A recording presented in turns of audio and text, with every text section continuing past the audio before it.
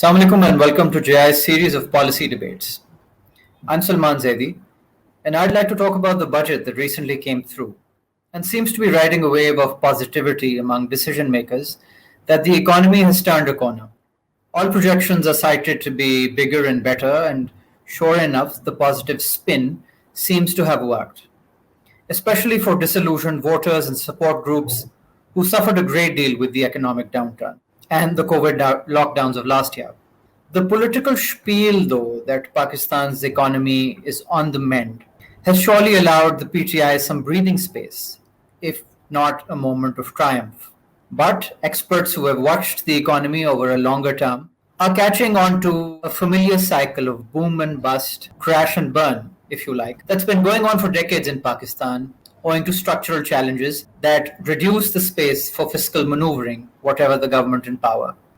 I'm happy to have with us Dr. Asad Sayeed, who serves as the director at the Collective for Social Science Research. Asad Saab has recently authored a chapter on this theme for JI's upcoming report on post-COVID futures, which has been published on JI's website.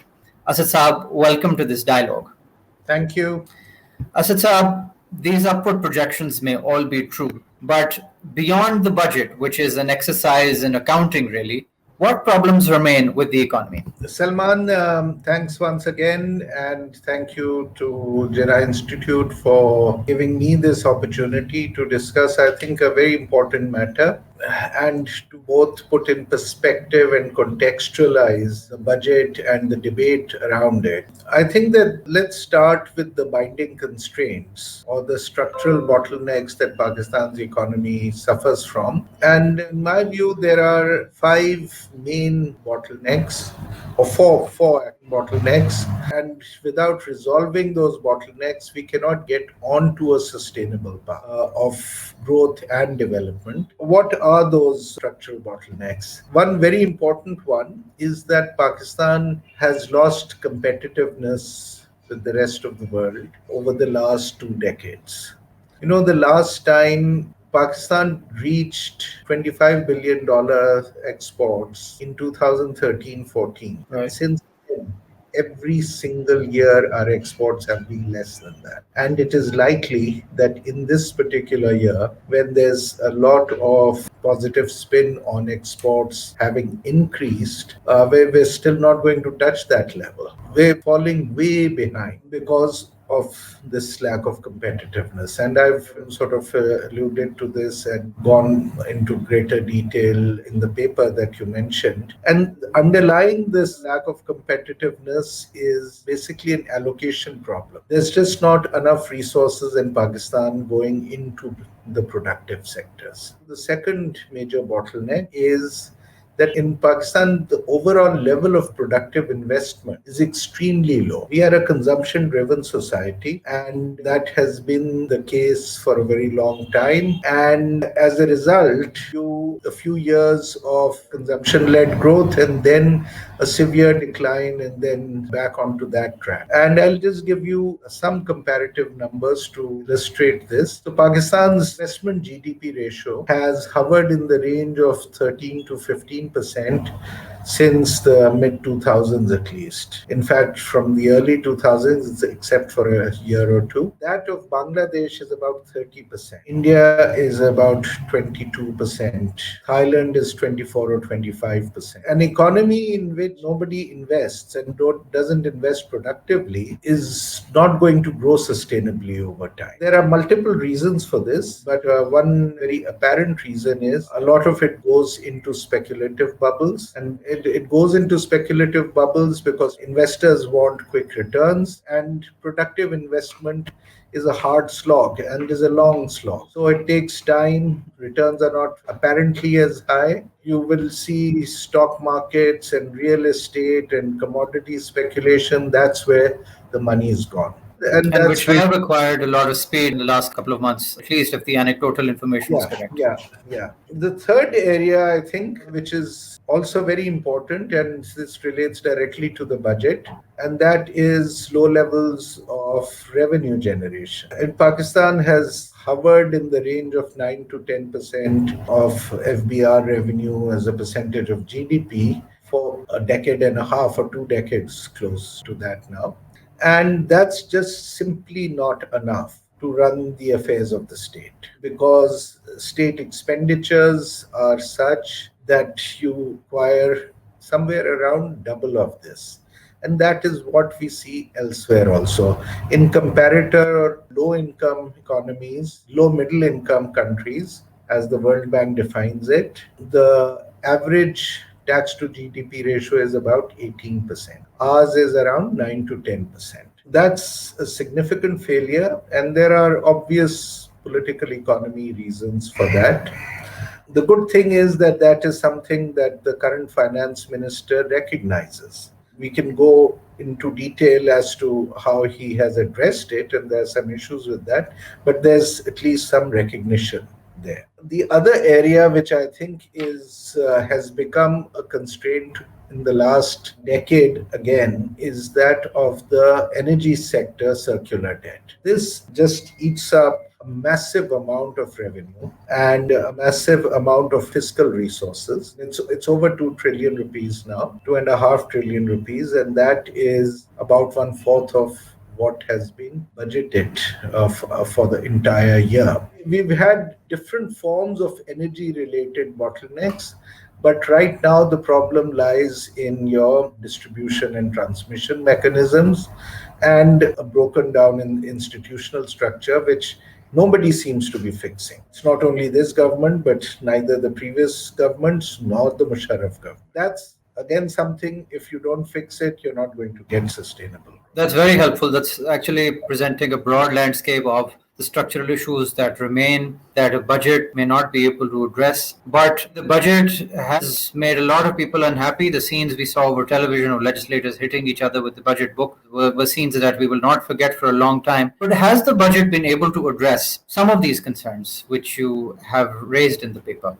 Some of these concerns, yes, on the revenue front, the finance minister said something very sensible, and that is that we cannot increase revenue GDP ratio in a jiffy. We cannot sort of double it in a year or 2 years. But what we can realistically do is that we can increase it by 1% of GDP every year. That's something which is politically, technocratically, and economically doable. The government has talked about increasing revenue and budgeted for it, but it's regressive. I do hope that they're able to meet their targets, because underlying assumptions on growth are not so strong. Secondly, they're hoping that about 200 odd billion rupees would come from better management at the FBR level, which actually never materializes. There's an increase in the social protection budget, which is a good thing.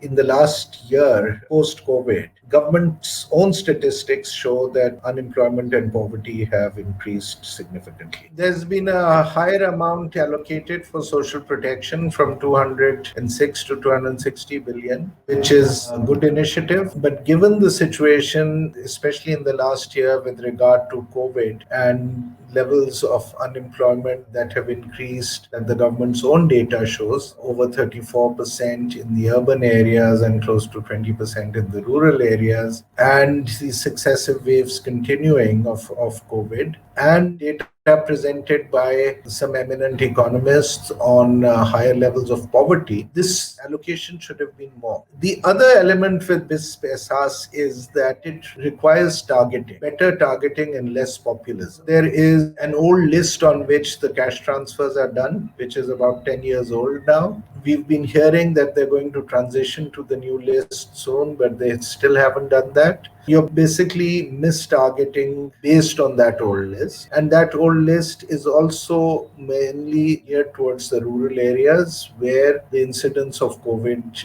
has not been so high. By less populism, I mean that, take for instance the soup kitchens or the food provision in urban areas or the Kamyab Jawan programs.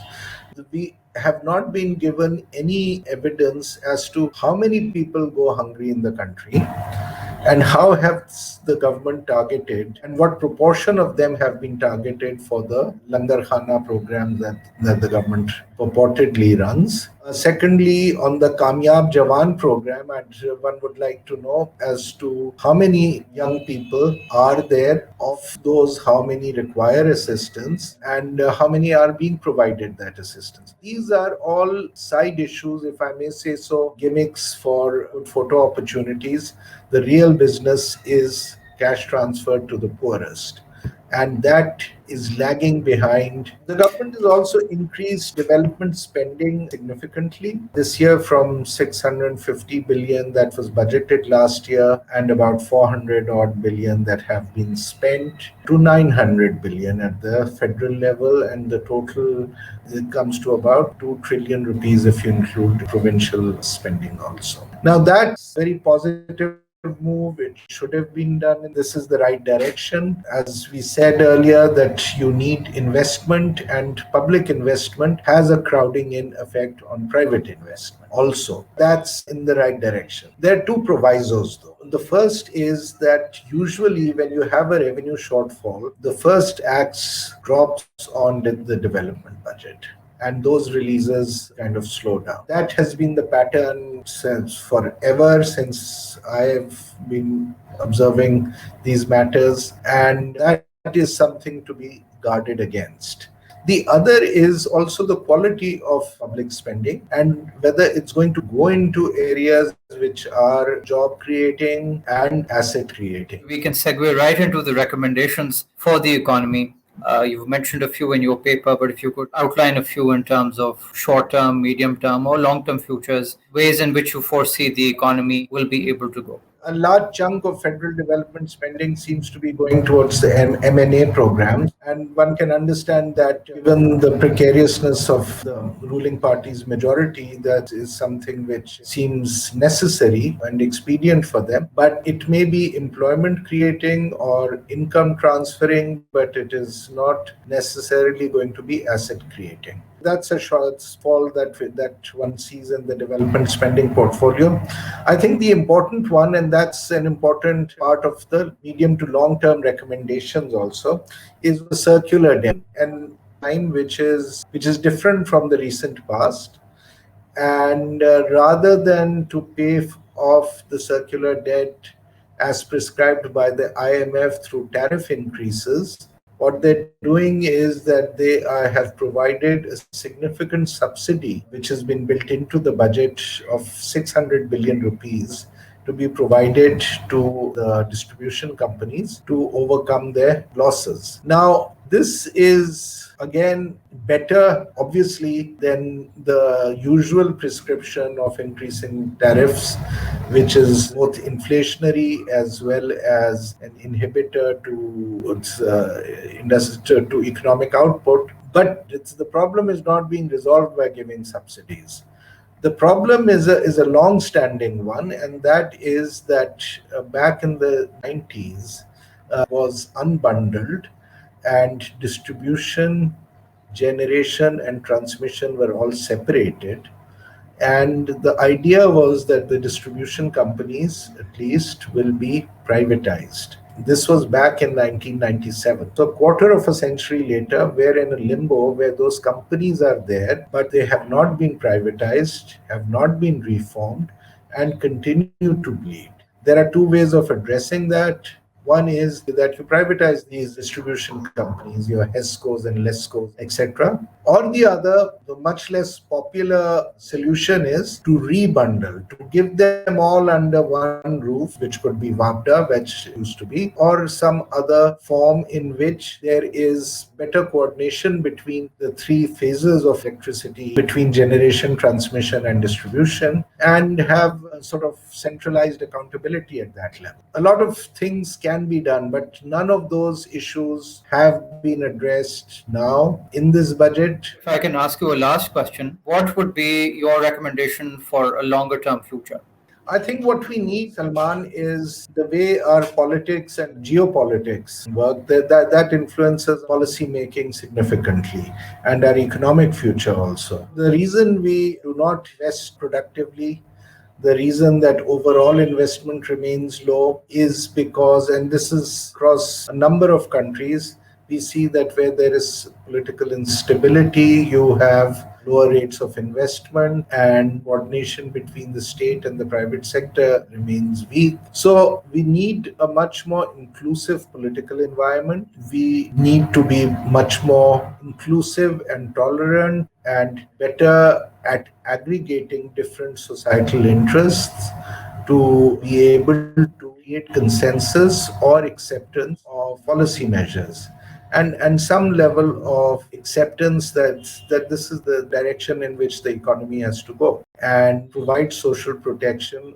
for those who are falling behind and are not able to fully participate in the market, and that needs to be done on a priority basis. I think that political inclusiveness, and that's both horizontal as well as vertical, so it's across provinces as well as across different groups in society and across different income groups and classes. That's probably the one place where we have slipped a great deal in the last few years, having made good progress post Musharraf, and we need to kind of get back to that space to be able to address these issues. I think the other thing that the state needs to sort of acknowledge is that getting economic advantage from geopolitics doesn't work in the long run. We may have got even from CPEC, and there is a new situation developing in Afghanistan again, that if we think that we can get some foreign money and